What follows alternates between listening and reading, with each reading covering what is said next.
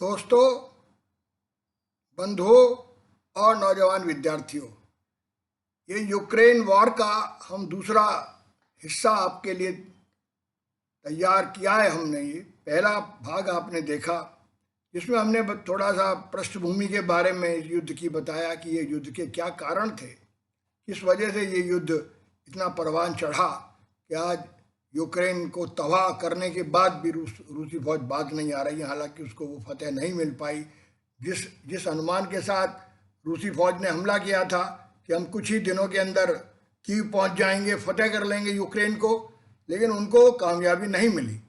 तो हमने पिछले पार्ट में आपको जहां पर उसका अंत किया था ये बताया कि जेलेंस्की जो थे वो बढ़ा रहे थे संबंध यूरोपियन यूनियन के साथ। उनको वीज़ा उन्होंने फ्री कर दिया, उनके साथ संबंध बनाए पूरी तरह से।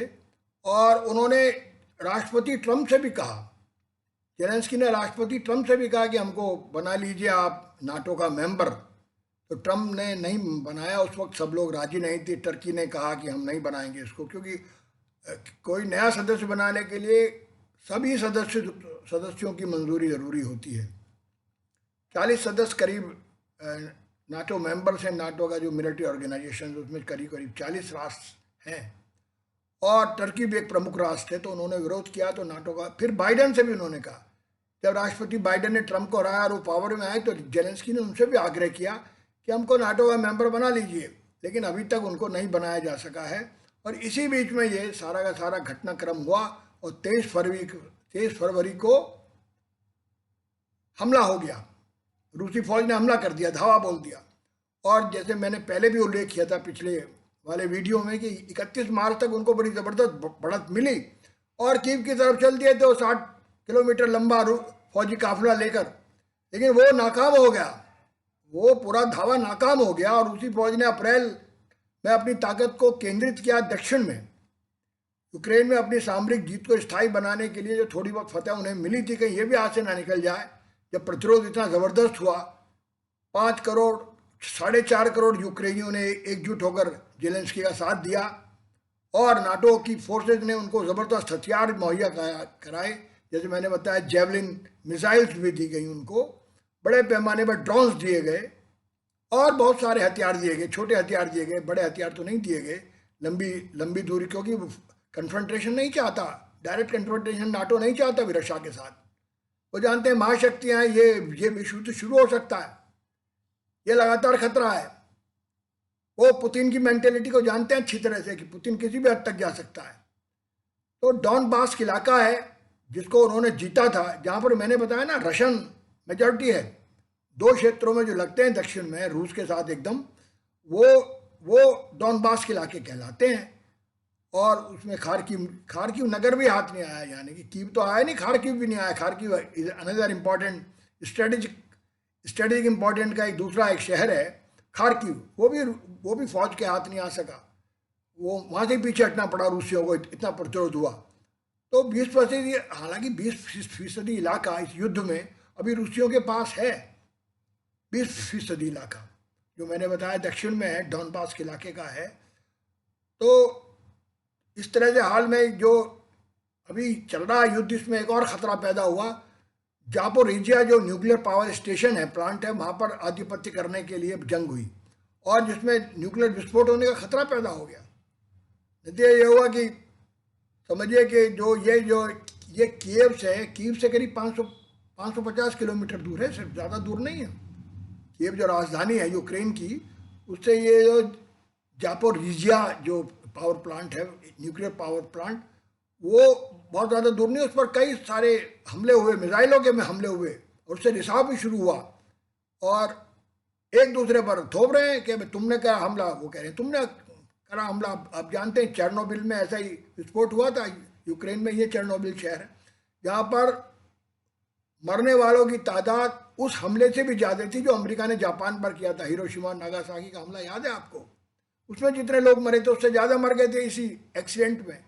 बाई चांस परमाणु संयंत्र में विस्फोट हो गया था चेरनोबिल के, लाखों लोग मारे गए। और उस समय कम्युनिस्ट रशिया था, पूरी तरह संख्या बताई नहीं गई, लेकिन जैसा कि दुनिया भर में अनुमान लगाया कि उसमें लाखों लोग मारे गए थे। तो यही खतरा अभी पैदा हो गया था, लेकिन किसी तरह टल गया। अभी यूनाइटेड नेशंस ने कहा है कि इसको डिमिलिटराइज जोन घोषित कीजिए इस इलाके को जहाँ पर न्यूक्लियर पावर प्लांट है। एंटोनियो गुटेरेस ने भी अपील की है कि ये पावर प्लांट अगर अगर डैमेज हो गया और इससे रिसाव हो गया गैस का, न्यूक्लियर का अगर हो गया, जैसे गैस के रिसाव में इतने लोग मर जाते हैं, ये तो न्यूक्लियर पावर है, तो बहुत विनाशकारी सिद्ध हो जाएगा। और इंटरनेशनल जो एटॉमिक एजेंसी है उसने भी, उसका जो चीफ है राफेल ग्रोसी, उसने भी वार्न किया दोनों को कि ऐसा ना कीजिए कि बिना अणुबम चलाए अणुबम का विस्फोट हो जाए।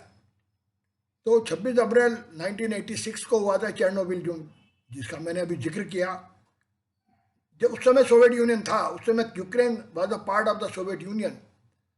तो राष्ट्रपति पुतिन को एक कल्पना नहीं रही होगी कितना लंबा युद्ध चल जाएगा, जितना कि चल गया आज।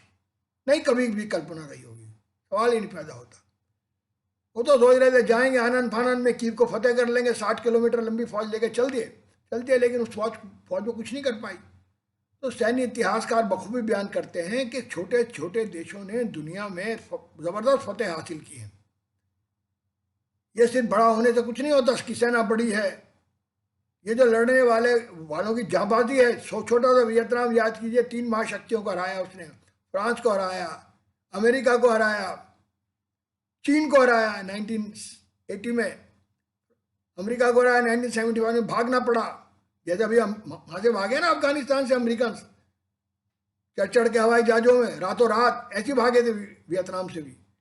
तो अफगानिस्तान का तो अभी रिसेंट मामला है।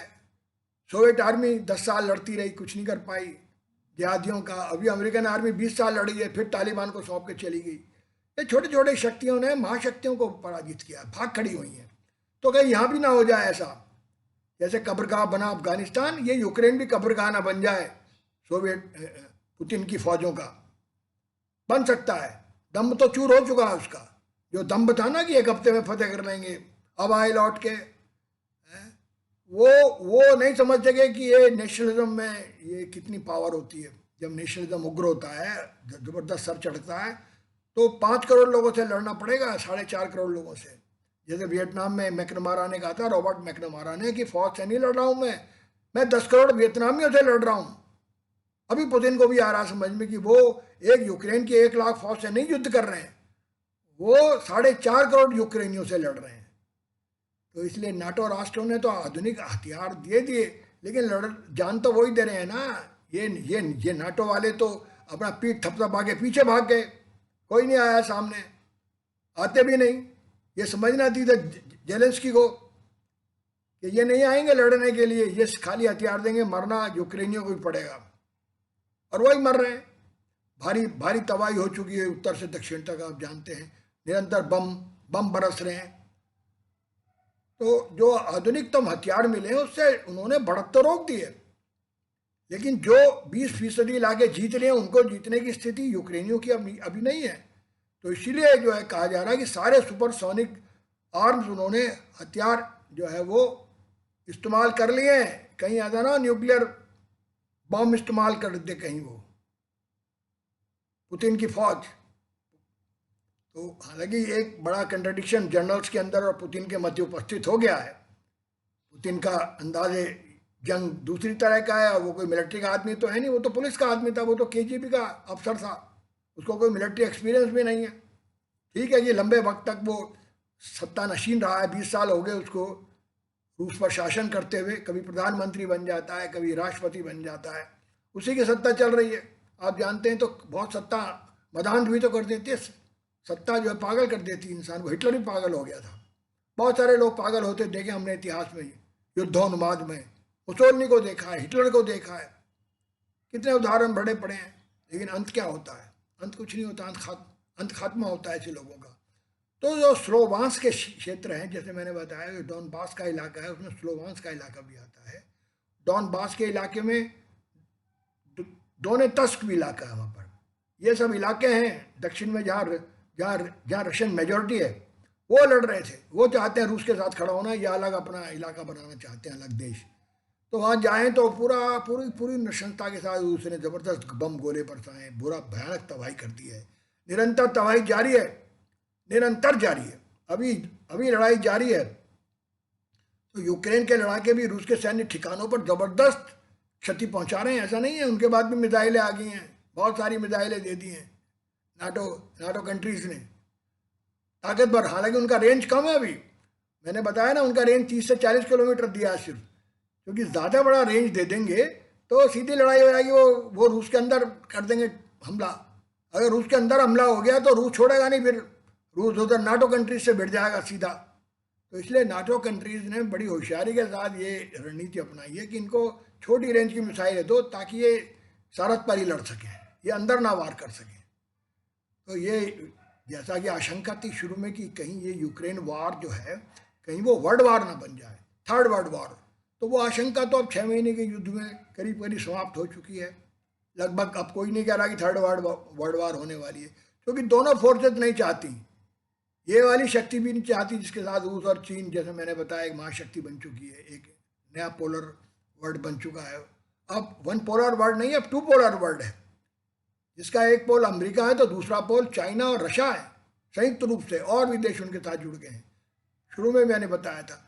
तो रूस का जो ऐतिहासिक साम्राज्य है उसकी पुनर्स्थापना का स्वप्न देख रहे हैं पुतिन साहब, और बहुत सारे वहाँ पर अल्ट्रा नेशनलिस्ट भी हैं। जो एम्पायर ढह गया था, जो किसी तरह सोवियत यूनियन ने, कम्युनिस्ट सोवियत यूनियन ने बचाया था पूरे पावर देकर रिपब्लिक्स को, अलग अलग स्टेट्स को उन्होंने रिपब्लिक बनाया। 15 स्टेट्स थी including Russia. Russia was also republic, part of that Soviet Union only, they are not ruling. जैसे मैंने बताया उस पर तो यूक्रेनियों ने शासन किया है रूस पर। यूक्रेनी खुरुशेव थे, निकिता खुरुशेव, यूक्रेनी ब्रेजनेव थे, एंड्रोपोव भी यूक्रेन से ही थे। तो so many rulers from Ukraine, those ruled total on Soviet union. तो यूक्रेन का युद्ध जो है, उसने अहंकार तो चकनाचूर कर दिया पुतिन का। चेचेनिया और जॉर्जिया में मिली जो फतेह थी, सैन्य फतेह, उसी जोश में पुतिन ने हमला किया था कि जैसे उसको जीत लिया ऐसे से जीत लूंगा। किंतु जैसे मैंने पिछली वीडियो में भी बताया था कि 7,000, 8,000 या 15,000, कुछ लोग अनुमान है, अलग अलग संख्या है कि यूक्रेनी मारे गए हैं, कुछ 20,000 तक बताते हैं। लेकिन इधर तो मर गए 60,000, कुछ लोग तो 1 लाख कह रहे हैं कि रूसी 1 लाख मर गए, क्योंकि आक्रमणकारी अंदर आते हैं। ये तो गुरिल्ला लड़ाई लड़ रहे हैं, ये सामने तो लड़ नहीं रहे हैं यूक्रेनी, ये सीधा युद्ध नहीं कर रहे हैं, इनडायरेक्ट वॉर चल रही है। वो छुप कर लड़ रहे हैं, ये खुलकर लड़ रहे हैं, तो इनके ज़्यादा मरे 60,000 तो कम से कम मरे हैं, और 700 टैंक तबाह हो चुके हैं। इन्हीं टैंकों की नुमाइश उन्होंने की थी, जो मैंने अभी पिछले वीडियो में चर्चा की थी। 24 अगस्त को जो आज़ादी का दिवस मनाया, कीव में इस बार परेड नहीं हुई, हर बार परेड होती है, सैन्य परेड भी होती है, क्योंकि वो पुराना स्टाइल है, कम्युनिस्ट स्टाइल, जैसे हमारे यहाँ भी होती है। 26 जनवरी को आपको मालूम है, असली आज़ादी का दिवस तो 26 जनवरी मनाते हैं ना, जब संविधान लागू किया था हमने। 15 अगस्त को नहीं होती, 15 अगस्त को तो खाली प्रधानमंत्री भाषण देता है। तो रूसियों ने एक नया टैक्टिक्स अपनाया है पुतिन ने, कि उसने यूरोप को दबाव डालने के लिए, जैसे इन्होंने प्रतिबंध लगाए हैं ना, मैंने बताया ना 11,000 प्रतिबंध लगाए, अब ढील दे रहे हैं। इसलिए ढील दे रहे हैं क्योंकि सबसे बड़ा रशिया सप्लाई जो होती है वो ब्लैक सी से होती है, गेहूं की। गेहूं का उत्पादन करने वाला यूक्रेन और रूस है। अब यूक्रेन का गेहूं तो ब्लॉक हो गया, तो मर जाएगा अफ्रीका भूखा, मर जाएगा मिडिल ईस्ट भूखा। अब नया क्राइसिस ना पैदा हो जाए, तो इन्होंने कहा भाई चलो भैया हम गेहूं की सप्लाई तो होने देते हैं। तो प्रतिबंध तो ढीले हो गए, लेकिन वो उसने एक नेचुरल प्रतिबंध लगा दिया, वो नेचुरल गैस सप्लाई पर रूस पूरा का पूरा यूरोप डिपेंड है रूसी गैस पर। जो नॉर्ड स्ट्रीम है ना, गैस पाइपलाइन जाती है थ्रू यूक्रेन, और वो नहीं बना रहे हैं, दूसरी वाली भी का भी काम रुका हुआ है। तो यूरोप को ऊर्जा की पूर्ति करता है, 60% यूरोप निर्भर है रशियन नेचुरल गैस पर, जिससे उनके मकान गर्म होते हैं। कितना जाड़ा पड़ता है, माइनस तक चला जाता है टेम्परेचर, आप जानते हैं अच्छी तरह यूरोप का। तो वहाँ तो जिंदा रहना मुश्किल हो जाएगा। तो रूस जो है तकरीबन 40% गैस की कटौती कर दी है उसने, जितना टोटल सप्लाई थी, जैसे मैंने बताया 60% गैस चाहिए। क्राइसिस पैदा हो गया वहाँ भी ज़बरदस्त, और 12 गुना दाम बढ़ गए हैं गैस के, पूरे 12 गुना। बहुत हाई प्राइस हो रहा है, बुरा हाल हो रहा है यूरोप के अंदर। तो ये उसका, जैसे रूस पर ये दबाव डाल रहे हैं ना, इनडायरेक्ट सैंक्शंस लगा के 11,000 कंपनी करीब समझ लिए लीजिए रूस में काम करती हैं इंटरनेशनल कंपनीज, उसमें 1000 छोड़ चुकी है रूस को इन्हीं प्रतिबंधों के कारण, इंटरनेशनल कंपनी। तो भारी जो है रूस को ऐसा नहीं है, लेकिन रूबल ताकतवर हो रहा है तो गैस का दाम बढ़ गया। अभी फिलहाल टेम्परेरी सही चाहे, थोड़े दिन के लिए सही चाहे, लेकिन इस समय रशियन इकोनॉमी को ज़्यादा झटका नहीं लगा जैसा इन्होंने सोचा था ना, सैंक्शन लगा देंगे, इंटरनेशनल सैंक्शन लगा देंगे, ये तो आर्थिक रूप से तबाह कर देंगे रूस को। नहीं हुआ, इनकी बाजी उल्टी पड़ी, बल्कि उल्टा ताकतवर हो गया। जैसे रूस की बाजी भी यूक्रेन में उल्टी पड़ी। ये सोचते थोड़े दिन फतेह कर लेंगे, लड़ाई लंबी चल गई, हम मालूम नहीं कब तक चलेगी, कोई नहीं जानता। जिस तरह का प्रतिरोध है, अमेरिका भी यही सोच के हम वियतनाम में घुसा था कि अब आए लौट के, ऐसे अफगानिस्तान में आया था 20 साल फंसा रहा। जैसे ही कब्जा किया था काबुल पर तो उन्होंने सोचा 1-2 साल की लड़ाई है, इसको निपटा लेंगे तालिबान को, लेकिन तालिबान तो जान को ही आ गए, उन्हीं की सत्ता है आज। भागना पड़ा अमेरिका को, जैसे सोवियत रूस को भागना पड़ा था जिहादियों के सामने। उस समय तो वॉर लॉर्ड लड़ रहे थे, तालिबानों का तो उदय नहीं हुआ था, वो तो उदय हुआ पाकिस्तान में। तो करीब करीब पुराने इतिहास को देखें तो ये उसी तरह का युद्ध बन गया, लंबा युद्ध। तो युद्ध में अपने विजित इलाके कैसे फिर कब्जा यूक्रेन, अब उसके सामने ये सवाल है। नए इलाके तो रूस जीत नहीं पा रहा है, उसके विजय पताका पर जो उसका विजय अभियान था उस पर पूरी तरह जाबाजों ने, यूक्रेनी जाबाजों ने, लड़ाकों ने पूरी तरह लगाम कस दी है। तो विस्मयकारी फतह हासिल हो रही है इस समय यूक्रेनियों को। पहली दफा भारत ने भी राष्ट्रपति जेलेंस्की सुरक्षा परिषद को एड्रेस करें इसके लिए मत दिया है। वैसे भारतीय नीति में हम लोग रूस के साथ खड़े हैं, हम लोग बड़ी सस्ती गैस ले रहे हैं आजकल, 18% गैस आ रही हमारी गैस सप्लाई, गैस और हमारा जो पेट्रोल सप्लाई आ रही है ना इस समय लेटेस्ट, वो रूस से आ रही है।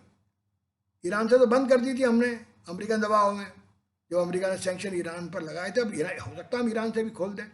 तो भारतीय विदेश नीति बड़ी स्पष्ट है। भारत रूस का एक पुराना सहयोगी रहा है, हमारा एक स्ट्रेटेजिक अलायंस रहा है, मिलिट्री अलायंस भी रहा है उसके साथ लंबे वक्त तक। हमने 20 साल संधि की थी इंदिरा गांधी ने 1971 में, वो तो अब नहीं है। लेकिन कितना बड़ा जखीरा हथियारों का हम रूस से लेते हैं, उनको मेंटेन करने के लिए पुर्जे भी लेते हैं, हथियार लेते हैं, लेटेस्ट वेपन्स लेते हैं, क्योंकि रूस बहुत एडवांस है। दो की कमाई है, एक तो हथियार बेचने की, दूसरी जो नेचुरल गैस या पेट्रोल बेचने की। पेट्रोल चीन भी ले रहा है इस समय, चीन तो अपना पेट्रोल का 75% रूस से ले रहा है इस समय, हम भी 20% करीब ले रहे हैं इस समय। अभी पहले 1% लेते थे, अब वो कह रहे मत लो नाटो। अरे तुम भी तो ले रहे हो, हमको क्या मना कर रहे हो, तुम अपना पहले बंद करो। तुम बंद नहीं कर सकते, तुम तो ठंड से मर जाओगे। अगर रशियन गैस नहीं सप्लाई हुई तो ये आधा यूरोप ठंड से मर जाएगा। अभी कोरोना से तो क्या मरा ये। तो इसलिए बड़ी दुनिया एक दूसरे पर ग्लोबलाइजेशन है, ग्लोबल वर्ल्ड है, एक दूसरे पर बड़ी डिपेंडेंट है। तो इस युद्ध का खात्मा कैसे होगा, भारतीय नीति तो बड़ी स्पष्ट है। हम लोग तो मल्टी रिलेशन में गए हैं, अमेरिका से भी हमारे संबंध बहुत अच्छे हैं इस वक्त, रूस के साथ भी बहुत अच्छे हैं। हम नॉन अलाइन नेशन नहीं है उस तरह से जिस तरह से हम लोग पहले थे, लेकिन हम एक तरह की नॉन अलाइन प्रैक्टिस ही कर रहे हैं। यही थी प्रैक्टिस कि किसी भी गुट में नहीं जाएंगे, किसी भी मिलिट्री गुट में शामिल नहीं होंगे। हम नाटो में भी शामिल नहीं हुए, हम वार्सा पैक्ट के साथ भी नहीं गए, पहले भी नहीं गए। ये पंडित नेहरू ने एस्टेब्लिश की थी। That independent foreign policy was established by Pandit Nehru, first prime minister of India. That is been continued even bye Modi सरकार, which is called rightist government, pro-American. But in practice they have not proved pro-American. They proved more pro-Russian when the crisis started. मालूम तो हम तो रूस के साथ खड़े हैं हर जगह, रूस के खिलाफ वोट भी नहीं दे रहे यूनाइटेड नेशंस में। रूस से बहुत बड़ी संख्या में हम लोग तो पेट्रोल ले रहे हैं, सस्ता दे रहा है हमें, बहुत सस्ता दे रहा है। ये सऊदी से जो पेट्रोल आता था हमारा, उससे तो बहुत कम दाम में दे रहा है, तो हम क्यों ना लें भाई। हमारे महंगाई वैसी इतनी बढ़ रही है, तो कम से कम कुछ तो महंगाई पर रोक लगेगी, पेट्रोल के दाम कुछ तो काबू में आएंगे। तो रूस का जो यूक्रेन के विरुद्ध जो अख्तियार की गई आक्रामक रणनीति थी, उससे प्रेरित हो रहा था चीन कि मैं भी ऐसी कब्जा कर लूंगा। जैसे अगर ये कब्जा कर लेगा यूक्रेन पे, अपनी सरकार बना देगा अपनी मर्जी की, विक्टर यानुकोविच जैसा ही वो राष्ट्रपति बिठा देगा, कठपुतली सरकार कहते हैं ना, पपेट गवर्नमेंट। लेकिन पपेट गवर्नमेंट तो बन नहीं पाई, वो तो कॉमेडियन ही रियल प्रेसिडेंट साबित हो गया, प्रतिरोध की सबसे बड़ी शक्ति बन गया, बहुत शक्तिशाली होकर उभरा। यूनाइटेड नेशन में बार बार बोलने के लिए बुलाती है, इस बार हमने ही वोट दे दिया। तो कम्युनिस्ट चीन भी ताइवान पर हमला करने के से पहले अब 10 बार सोचेगा। आधी दुनिया खड़ी हो गई यूक्रेन के साथ, रूस के साथ। अगर 15 देश खुलकर खड़े हैं दुनिया के, तो यूक्रेन के साथ 50 देश खड़े हैं दुनिया के, शक्तिशाली देश। और ताइवान के साथ तो 50 से ज़्यादा खड़े हो जाएंगे। तो लीडरों को, हालांकि चीन के लीडर बहुत दावा करते हैं कि हम शुरू से 1949 से ही, जब से उन्होंने ये ताइवान अलग हुआ, इसका अलग अस्तित्व बना, चांग काई शेक इसके डिक्टेटर बने, भागे थे वहाँ था कम्युनिस्टों से हार कर पूरी तरह। हमने उस पिछले वीडियो में ताइवान वाले में आपको बताया था। तो तब से ये कह रहे हैं कि हम, ये ताइवान हमारा प्रोविंस है, हम इसको कब्जा करेंगे। तो साम्राज्यवादियों ने हमसे अलग कर दिया, अमेरिकन इम्पेरियलिस्ट हैं, ये जो वेस्टर्न इम्पेरियलिस्ट पावर्स हैं, फोर्सेज हैं। तो वो लगातार, शी जिनपिंग भी कह रहे हैं रोज उनके, अभी वो गई थी ना अमेरिकन स्पीकर डेमोक्रेटिक पार्टी की, जो उसकी हाउस ऑफ रिप्रेजेंटेटिव की स्पीकर है नैन्सी, तो कितना हंगामा किया, कितने हवाई जहाज इन्होंने भेजे, कितनी मिसाइलें दागते रहे हवा के अंदर, समुद्र के अंदर, लेकिन वो नहीं डरी। अरे ताइवान की राष्ट्रपति भी नहीं डर रही, जैसे ये जेलेंस्की नहीं डर रहा, ऐसे वे भी नहीं डर रहे। तो जब नहीं डर रहे तभी लड़ेंगे। डरने वाला लड़ता थोड़ी ना है, लड़ने वाला तो, डरने वाला सरेंडर कर देता है, भाग खड़ा होता है। तो आक्रमण का मुकाबला जो है वो चीन जो है वो उसका वियतनाम, ताइवान भी करेगा, समझ ले। वो भी उनके अंदर भी आज़ादी की लहर बड़ी ज़बरदस्त है, वो बहुत दिनों से आज़ाद है। पहले जापान ने कब्जा किया था ना, पिछली वीडियो में हमने बताया था, 1945 में वो आधिपत्य समाप्त हुआ, फिर चांग काई शेक आ गए, चांग काई शेक डिक्टेटर रहे 1975 से। और वो डेमोक्रेटिक कंट्री है, जैसे ये डेमोक्रेटिक कंट्री है ना, पूरी तरह इंडिपेंडेंट, राष्ट्रपति हारते हैं, जीतते हैं, सत्ता से हटा दिए जाते हैं। ऑरेंज रिवोल्यूशन हुआ था, जैसे मैंने बताया था वहाँ भी यूक्रेन में, कभी रेड रिवोल्यूशन हुआ था, कम्युनिस्ट रिवोल्यूशन। तो इनकलाबी देश है ये। ताइवान भी एक इनकलाबी देश है, उसने भी अब तानाशाही खत्म कर दी है। अब वो पूरी तरह से प्रजातांत्रिक देश है, और 2.5 करोड़ आबादी है इनकी, 4.5 करोड़ है, उनकी 2.5 करोड़ है, वो भी लड़ सकते हैं। और अब तो टेक्नोलॉजी का जमाना है, अब तो इंसान की जगह लड़ते हैं हथियार। इंसान तो लड़ता है, लेकिन वो पीछे लड़ता है, हथियार आगे लड़ते हैं। पहले हथियार लेकर इंसान लड़ता था, अब तो इंसान यहाँ खड़ा होता है, मिसाइल वहाँ जाती है 7 समंदर पार। तो इसलिए इस दूसरे पार्ट में हमने ये बताया कि युद्ध की क्या स्थिति है। पहले पार्ट में हमने अपने विद्यार्थियों को बताया था किस तरह से जो है ये बैकग्राउंड बनी इस युद्ध की, कैसे शुरू हुआ ये युद्ध। ये दोनों सगे भाइयों की तरह हैं, और जैसे हम और पाकिस्तान आज सगे भाइयों की तरह हैं, लेकिन फिर भी लड़ रहे हैं, कश्मीर पर लड़ रहे हैं, ये भी लड़ रहे हैं। तो कभी कभी महाभारत होता है, यही नियति है इंसान की, सगे भाई आपस में लड़ते हैं और एक दूसरे का खून बहाते हैं। हमारे बीच भी तो यही हो रहा है 75 साल से। 4 युद्ध हम भी लड़ चुके हैं पाकिस्तान के साथ। Full fledged wars has been fought on Kashmir right from 1947। पहला युद्ध जब ये हो गया था, जैसे बंटवारा हुआ, हमला कर दिया था उन्होंने, जनरल मेजर अकबर खान के नेतृत्व में पाकिस्तान की फौज ने कबायली आक्रमण का नाम दिया था उसको, लेकिन it was the army attack on Kashmir, operation Gibraltar, Ayub Khan. तो जिस तरह से मैंने इसलिए उदाहरण दिया कि कभी कभी इतिहास की नियति ये होती है कि बिल्कुल सगे भाई लड़ते हैं। हम और वो भी दो नहीं है, पाकिस्तानी भी हमारा रक्त है, हमसे अलग हुए हैं, इसी तरह ये भी उनसे ही अलग हुए हैं। पहले तो इन्हीं की राजधानी थी, रशियन एम्पायर की राजधानी, मैंने बताया 9वीं शताब्दी में। लेकिन नियति को शायद यही मंजूर है, पता नहीं क्या मंजूर है। और सबके पास बम है, अभी पाकिस्तान के बाद तो परमाणु बम भी है, यूक्रेन के ने तो अपना जखीरा दे दिया था 1994 में। उसके बाद तो हथियार भी नहीं थे, उसको तो हथियार भी औरों से लेने पड़ रहे हैं। लेकिन वो उसके अंदर आज़ाद रहने की और अपने इलाकों की हिफाजत करने की ज़बरदस्त इच्छा है। वो क्रीमिया को भी वापस लेना चाहता है।